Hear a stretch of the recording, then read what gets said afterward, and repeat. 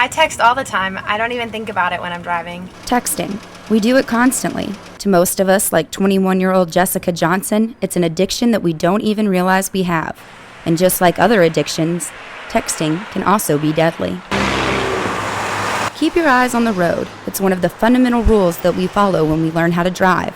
So how does it affect our driving when we break the rules? Texting and driving is very dangerous. Talking on your cell phone, period, is very, very dangerous.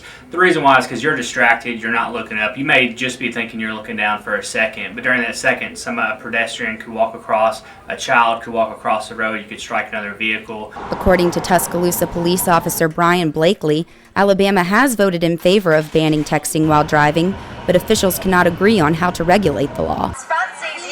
Countries like the UK run graphic ads such as this one to show drivers the realistic consequences of diverting their attention to their cell phones when behind the wheel. According to the National Safety Council, around 1.6 million cell phone-related car accidents occurred last year.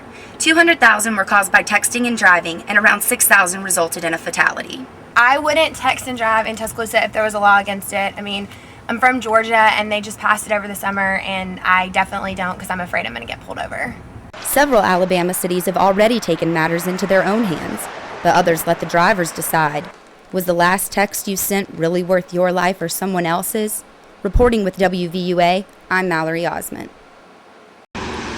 Mallory, I'm out here on First Avenue in Northport, where the city is trying to decide whether or not to reroute First Avenue in order to create more parking for the Holiday Inn.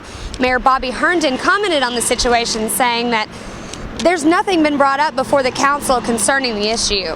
But according to hotel developer Todd Palmer, in a public meeting on October 18th, he said the city has already agreed to pay for the infrastructure changes, and he suggested that the city take out a bond to cover these expenses. A site plan has not been brought before the city's engineering department, and according to City Administrator Scott Collins, there's no way to tell how much the project will actually cost or how much the city will actually have to pay. But on October 19th, Northport Zoning Board of Adjustments approved 3 variances, including the hotel would be able to be taller than city ordinances. It would also be able to be set 121 feet away from the street instead of the originally planned 10, and the parking would be in front of the hotel instead of behind. The project is currently under review by the U.S. Corporation of Engineers because not only is it a city issue, but it's also extremely close to the levee.